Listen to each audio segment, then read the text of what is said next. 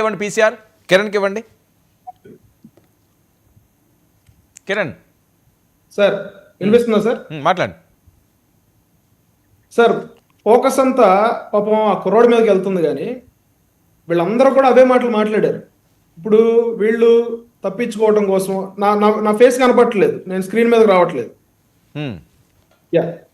So వీళ్ళు అతను TDP సభ్యత్వం ఉందనో లేకపోతే టీడీపీ జెండా మెడలో వేసుకుందని, ఒక మెడలో కండవా ఉందని ఏదో ఒక అంశం దొరికితేనో వీళ్ళు డైవర్ట్ చేయడానికి చూస్తూ ఉన్నారు తప్ప అసలు ఈ భావజాలం ఎవరిది అంటే ఈ రప్ప రప్ప నరుకుతాము, లేకపోతే ఒక చిన్న ఎగ్జాంపుల్ సార్. ఇప్పుడు మీతో జరిగిన ఇంటర్వ్యూలోనే వైఎస్ఆర్సీపీ పార్టీ అధికార ప్రతినిధి ఒక అతను, మేము 88 మార్కు దాటితే 2029 ఎలక్షన్లో 88 మార్కు దాటుతున్నది అన్న క్షణం నుంచి ఊళ్ళకు ఖాళీ చేసి వెళ్ళిపోతారు, వాళ్ళందరినీ కూడా మేము పరిగెత్తిస్తామని చెప్పడం మీకు తెలియదా సార్?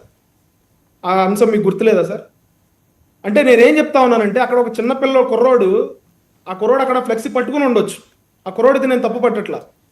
అక్కడ కొన్ని వందల మంది వీళ్ళ కార్యకర్తలు ఉన్నారు కదా, అతను మీ పార్టీ కాదు కదా, మీ పార్టీకి చెడ్డ పేరు వచ్చేలాగా అతను ఒక కొటేషన్ రాసుకుని అతను ఒక ఫ్లెక్సీ అక్కడ చూపిస్తున్నప్పుడు మీరు ఏం చేయాలి? మీ పార్టీ కార్యకర్తలు ఇప్పుడు అతని చుట్టుపక్కల అట్లీస్ట్ అతని ఫ్రెండ్స్ ఉంటారు కదా, లేకపోతే మనకు తెలియని వ్యక్తి మన పార్టీకి చెడ్డ పేరు వచ్చేలాగా ఒక ఫ్లెక్సీ చూపిస్తున్నాడంటే ఖచ్చితంగా దాన్ని అడ్డుకోవాల్సిన అవసరం ఉంది సార్. ఆ పార్టీ మీ పార్టీకి చెడ్డ పేరు వస్తుందని అనుకున్నప్పుడు ఇప్పుడు ఇంకో ఫోటో కూడా తిరుగుతూ ఉంది, ఈ కుర్రోడితో పాటు ఇంకో ఫ్లెక్సీ కూడా తిరుగుతూ ఉంది, సేమ్ కొటేషన్ రాసుకుని బైరెడ్డి సిద్ధార్థ రెడ్డి గారి ఫోటో వేసుకుని. నేనేం చెప్తా ఉన్నానంటే, నిజంగా కూటమి ప్రభుత్వం గనక అంత దౌర్జన్యం చేస్తూ ఉండుంటే, నిజంగా కూటమి ప్రభుత్వం గనక మిమ్మల్ని రోడ్ల మీద తిరగనివ్వకుండా చేస్తున్న పరిస్థితులు మేము క్రియేట్ చేస్తున్నట్లయితే ఆ వ్యక్తి, అధికార ప్రతినిధి అనే వ్యక్తి వర్మ గారితో జరిగిన ఇంటర్వ్యూలో ఆ మాట మాట్లాడేవాడా? మాట్లాడి ఏ కేసులు లేకుండా అతను రోడ్డు మీద ప్రశాంతంగా తిరగగలిగేవాడా? శేఖర్ రెడ్డి గారు ఇలా ఇంత ధైర్యంగా డిబేట్కి వచ్చి మాట్లాడగలిగేవాడా? వీళ్ళందరూ కూడా మాట్లాడగలుగుతా ఉన్నారు, వీళ్ళందరూ స్వేచ్ఛగా వాళ్ళు ఏం మాట్లాడాలో అది మాట్లాడుతూ ఉన్నారు. జగన్మోహన్ రెడ్డి గారు ఎక్కడికి వెళ్ళాలో ఆయన వెళ్ళగలుగుతా ఉన్నాడు. మేము ఎక్కడా కూడా ఆయన్ని అడుగు పెట్టనివ్వని పరిస్థితులు లేవు ఈ రోజున. జగన్మోహన్ రెడ్డి గారు చేసినట్టు మేము చేయట్లా, కూటమి ప్రభుత్వం చేయట్లా. పవన్ కళ్యాణ్ గారిని జగ్గైపేటలో ఆపినట్టు మేము చిత్తూరు బార్డర్లోనో లేకపోతే బెంగళూరు బార్డర్లోనో జగన్మోహన్ రెడ్డి గారు మేము ఆపట్లా.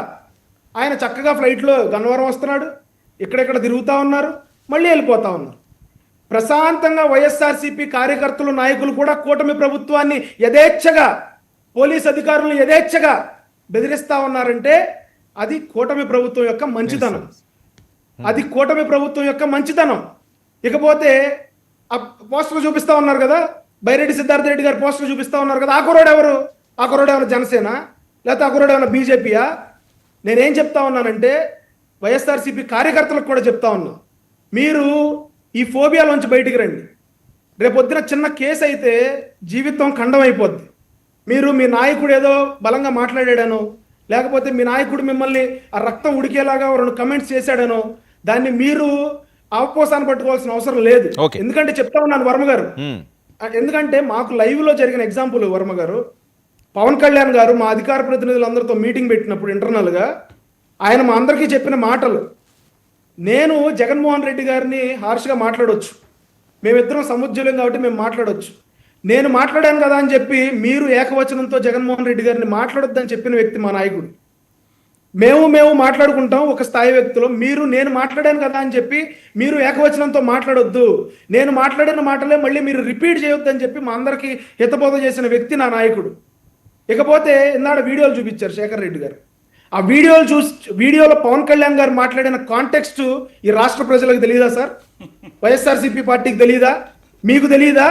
సంవత్సరాల తరబడి, నెలల తరబడి, సంవత్సరాల తరబడి కుటుంబ సభ్యుల్ని, ఇంట్లో ఆడపిల్లల్ని, ఇంట్లో పెద్దవాళ్ళని అందరినీ కూడా బూతులు తిడుతూ మీ ఇంటికి వచ్చి రేపులు చేస్తామంటే ఏమంటారు సార్? ఏమనాలి సార్? సుభాషితాలు, నిజంగా సుభాషితాలు చెప్పాలా? నిజంగా సుభాషితాలు చెప్పాలా? పవన్ కళ్యాణ్ గారు భరించి పవన్ కళ్యాణ్ గారు తల్లిని తిట్టింది లోకేష్, పవన్ కళ్యాణ్ గారు తల్లిని తిట్టింది నారా లోకేష్ అని చెప్పి మీరే చెప్పారు. వైఎస్ఆర్ కాంగ్రెస్ పార్టీలో ఎవరు తిట్టారా పవన్ కళ్యాణ్ ఓకే, ఓకే, తల్లిని? Okay, okay. వైఎస్ఆర్ కాంగ్రెస్ పార్టీలో ఎవరు తిట్టారా పవన్ సరే కళ్యాణ్ సరే ఓకే, మీరు తల్లిని? అడిగారు కదా, వెయిట్. ఎవరు తిట్టారు? ఓకే, ఆగవయ్యా చెప్తాను, ఆగు. నేను అదేగా సరే, చెప్పాను, చెప్తాను. మాట్లాడతాను చెప్తున్నా. నేను మాట్లాడిన తర్వాత మాట్లాడు. మాట్లాడండి. Wait wait Borugadda wait, mute లో సార్. పెడతారు. రైట్. బోరుగడ్డ అనిల్ కుమార్ ఎవరు సార్? ఎవరయ్యా? బోరుగడ్డ బోరుగడ్డ అనిల్ మా ఏ పార్టీలో పార్టీ ప్రాథమిక సభ్యత్వం ఉందా? ఒక్క నిమిషం.